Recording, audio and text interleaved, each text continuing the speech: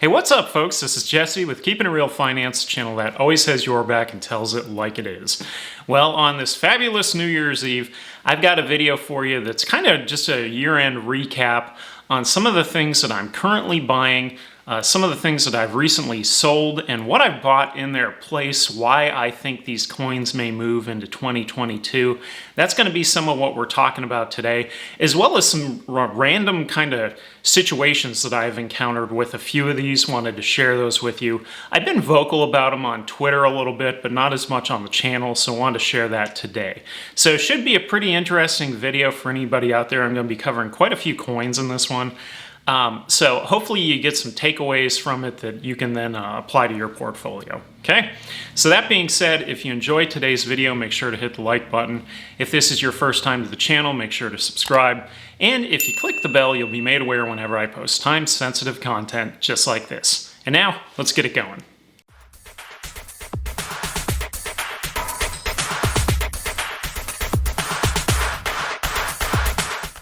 So we're going to kick this video off by first telling you what I've been buying daily. So there's a couple of coins out there that I have been buying daily for quite a while now. They're projects that I really believe in, and therefore I figure I'm just going to keep adding to that position. Okay. So the number one coin that I buy daily is Polkadot. This is DOT. So Dr. Gavin Wood, Polkadot, Parachains, etc. Polkadot is just getting going, and it is one of the best ones out there. It's one of my favorites. For everybody who doesn't really know the full background of Dr. Gavin Wood, he is the creator of the Ethereum virtual machine. He was a really big deal at Ethereum. He's half the reason it got to where it is today, and now he is with Polkadot, his own project. So I really like all things DOT. There's a lot of really good projects on DOT as well. And so I add to my DOT position daily. Also with DOT, if you are staking it on something like a Voyager, or I think even Kraken, you can be getting 12%.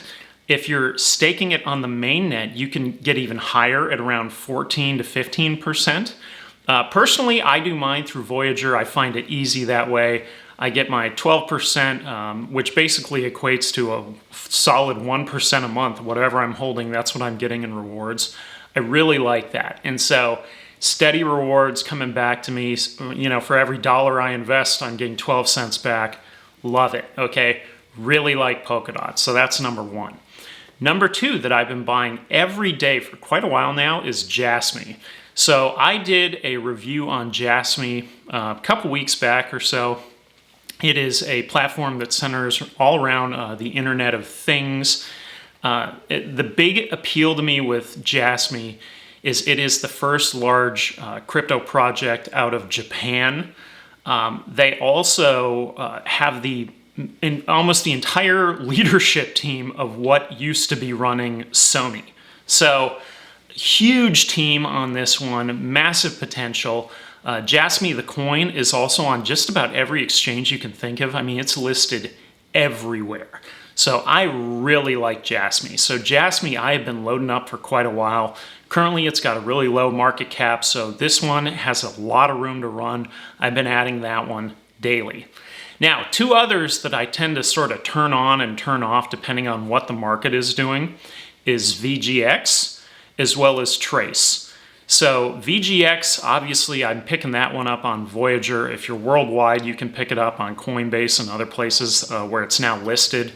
With Trace, I picked that one up on Coinbase, okay? So Jasmy, by the way, I'm also picking up on Coinbase. And the two of those are excellent projects. Obviously, you know, Trace and their graph, that is a really big deal. I did a video on Trace. By all means, check that out if you want more detail on it. In regards to VGX, this is the token for Voyager. Voyager is still only based in the US, but the crazy amount of updates that they've been doing over the past year just seem to get bigger and bigger by the day. So just a matter of time before they are fully global. Tons of potential. So, you know, the funny thing with VGX in particular is it typically goes against whatever the market's doing. So that's why I kind of turn that one on or off, okay? So I always buy it on the down days.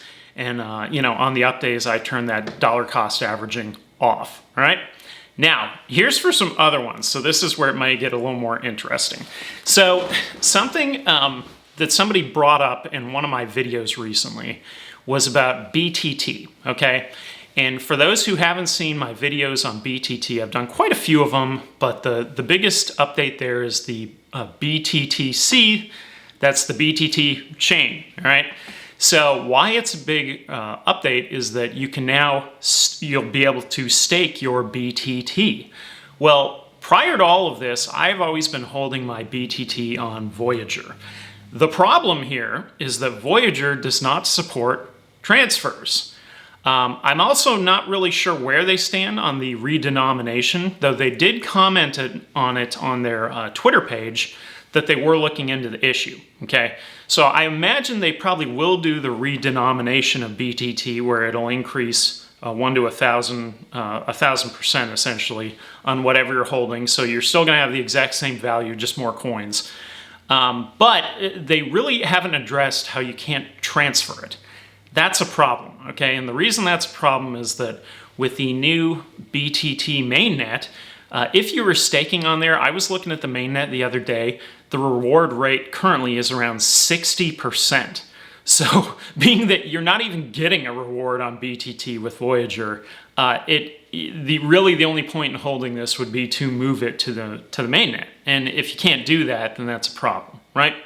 So because of that, and because it's kind of open-ended, we don't have a time frame, we haven't had an update from Voyager, I went ahead and I decided to sell my BTT that I was holding on Voyager. So sold it all, okay? Now what I did was I then turned around and bought that same amount in USDT, that's Tether. I bought that on Coinbase. I sent that to Kucoin, and on Kucoin I then bought BTT, okay? So I'm just sort of buying it in another place. Now, the kind of ironic thing here that I realized after I did this was that on BTT, on Kucoin for BTT, they are not allowing you to transfer it yet, which tells me they're probably working on what that redenomination looks like, and then you would be able to transfer from there. My goal is to pick it up and move it to the mainnet. That's all I'm trying to do, right? So I also went ahead, I have been holding a Tron position for a long time now. When I first bought Tron, this was probably over a year ago, I don't know when it was. It's been a while. I mainly saw it and I thought, hey, that's one that I need to get. And I bought it, I moved it over to Trust Wallet, I've been staking it ever since.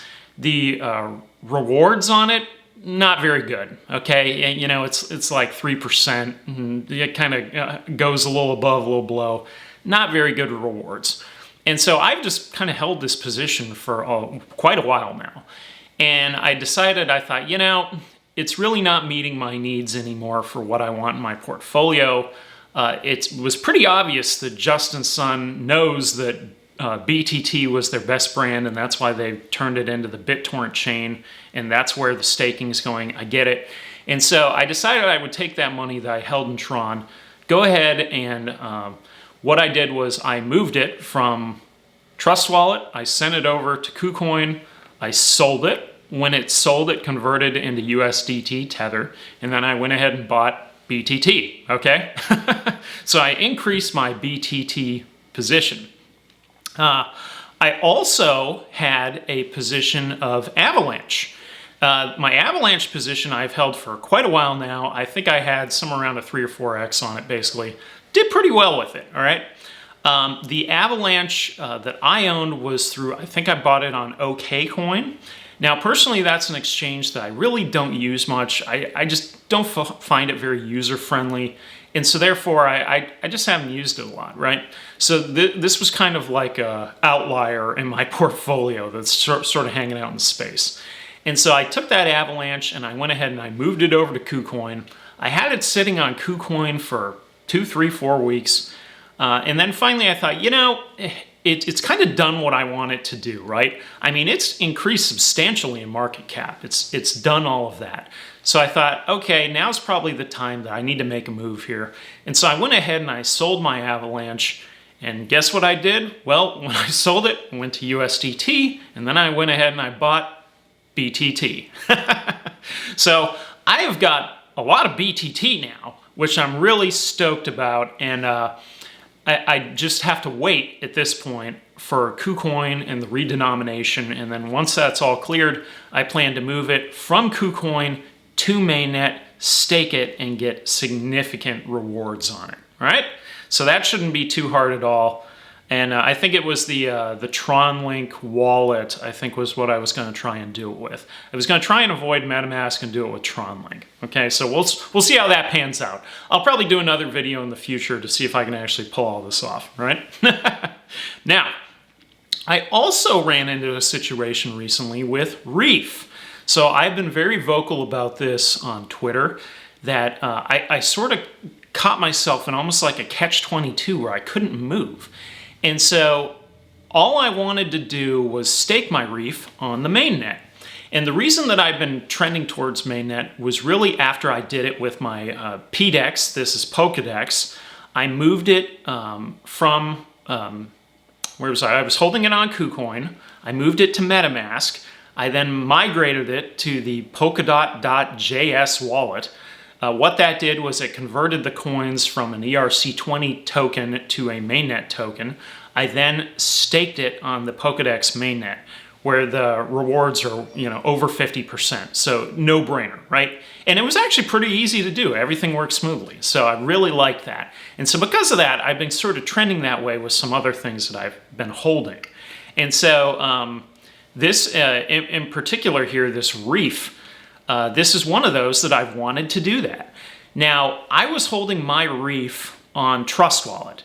Now, there are 3 different versions of Reef tokens. There's the ERC20 token, meaning on Ethereum. There is the BEP20 token, meaning it's on the Binance Smart Chain. And then there's the Reef mainnet.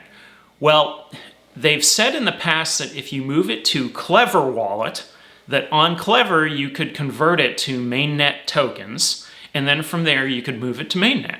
Okay, so I moved it from Trust Wallet to Clever, but the problem here is now apparently if you have Reef that's on the Binance Smart Chain, it does not support converting it. So there's like a liquidity problem. Okay, so you can only do this if you buy ERC20 Reef, not BEP20 Reef, which is the one that I had. So I only realized that after, because they don't tell you this ahead of time. So I had already moved my tokens there to Clever. I then moved them back to Trust Wallet. Stuck with kind of a conundrum here. I thought, all right, well, maybe I'll just see if I can swap it into BNB, and then I'll just run with BNB from there. Couldn't do that either. So again, the liquidity problem. So I was kind of stuck. So I have reached out to Reef a couple of times, never got a response, nothing. They really haven't posted anything about this. I don't see anything about it anywhere. I have seen multiple Reddit posts where people are kind of stuck here and they don't know what to do. And this is what happens, right? So the only way you can move ahead is if you buy the ERC20 Reef, then send it to Clever, then convert it to mainnet. But if you have the Binance Smart Chain version, you can't do that. So finally, it kind of hit me on an aha moment. Well, what if I send it over to Kucoin? Because Kucoin has Reef. So I went ahead and I did that, and I was able to sell it and convert it into Tether. All right. So I sold my Reef. I converted it to Tether. I had it just sitting there for a couple of days, kind of thinking, well, what am I going to do with this Tether that I have here? I want to invest in something. And one review that I did a little while ago that's still humming along and the chart still looks great is the Kucoin token. This is KCS. So the token has steadily been moving up in value. They also, if you're on Kucoin, they give you a daily bonus just for holding 6 KCS or more. So when I did that video, KCS was only around, I think, 10 bucks or so a token. Now it's around 20, right? So I've sort of missed some of that run up, right? And I've been kicking myself for not having done this.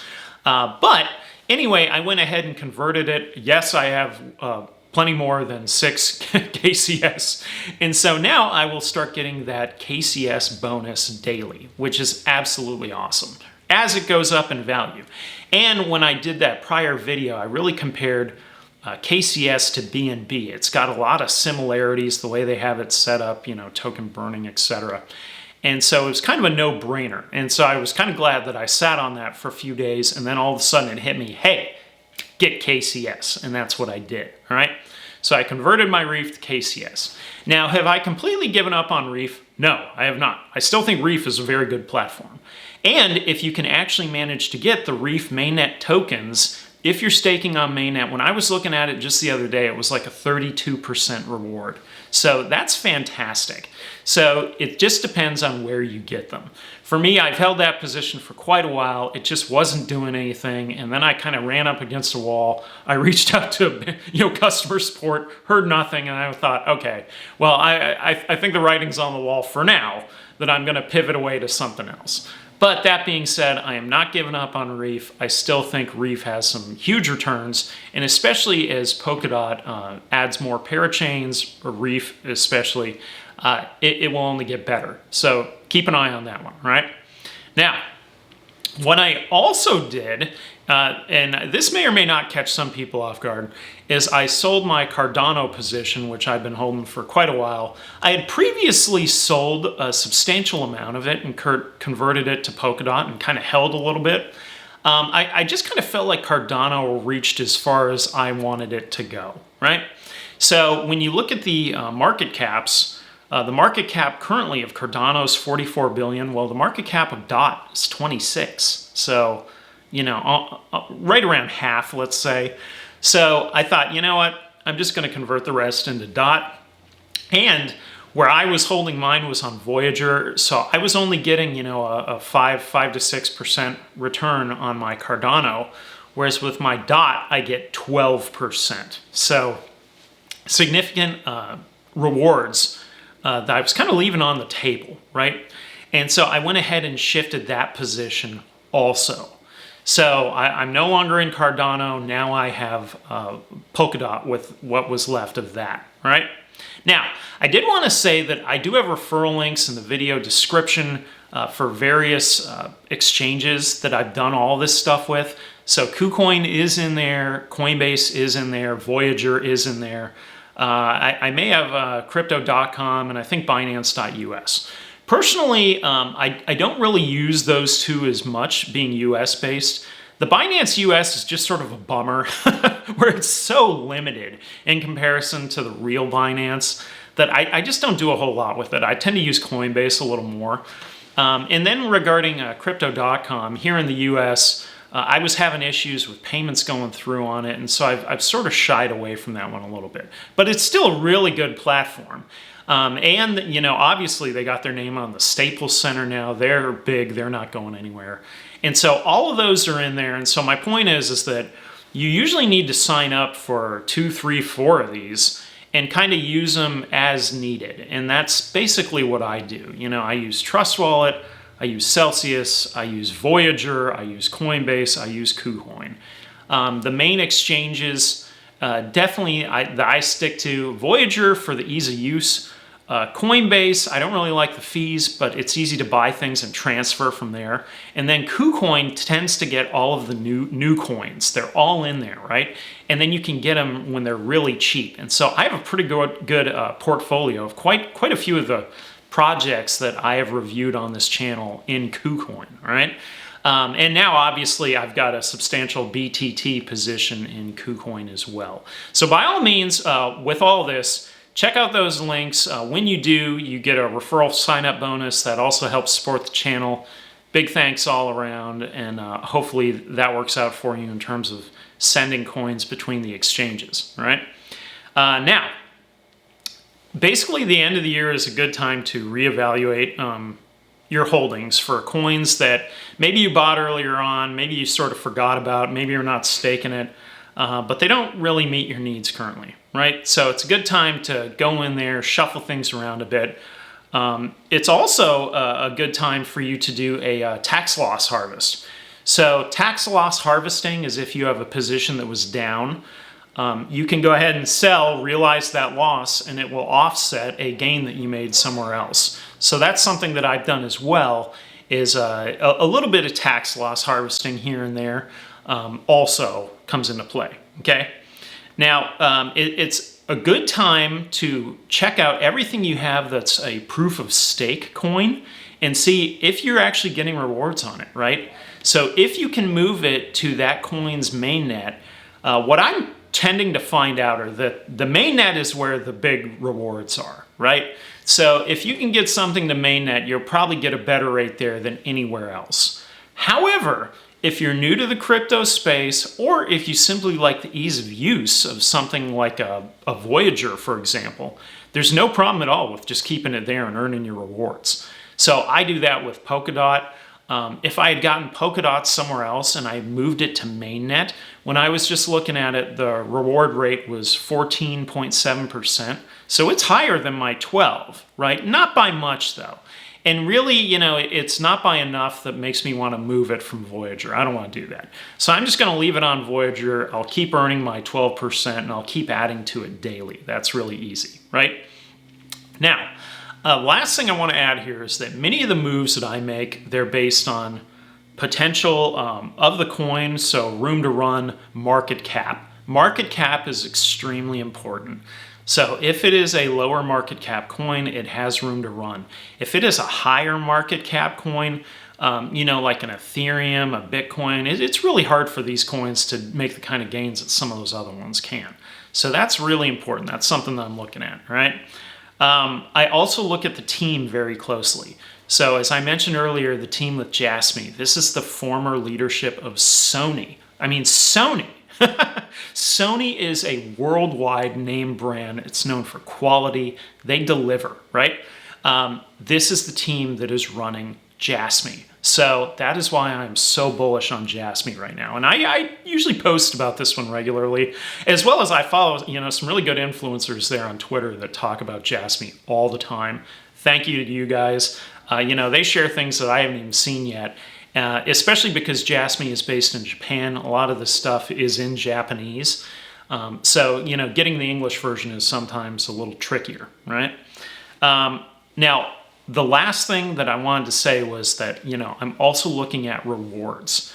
So, as I mentioned earlier, the example between Cardano and Polkadot, well, on Cardano, I'm getting 5 to 6%. On Polkadot, I'm getting 12. I'm getting double. Over the course of a year, that really adds up. I mean, it really does. And that's one of the things where you start to see that potential with DOT. The returns on DOT are just massive in terms of rewards, right? But if you can move your stuff to mainnet, I move my Pokedex to mainnet. I'm making a pretty good return there. You know, I've talked about moving, or I'm thinking about, moving my Fetch to their mainnet. BTT, obviously, I'd like to move to their mainnet. So there's a ton of potential with mainnet and rewards. All right. So that kind of sums up everything for what I've been doing recently. I'm probably going to do some more videos over the next couple of days on what those predictions have looked like for the year, right? So I started looking at that earlier today, and it's just a lot of data. So that's going to take me some time to compile. But I do want to talk about what it all means afterwards in terms of were these predictions accurate? Were they under? Were they over? Were they even, right? It's really interesting. And, you know, granted, some of this is because of this market has just been sort of stretched out. I'm going to be talking about that also with what's actually happening in the market and why it's been trading sideways for what feels like months, right?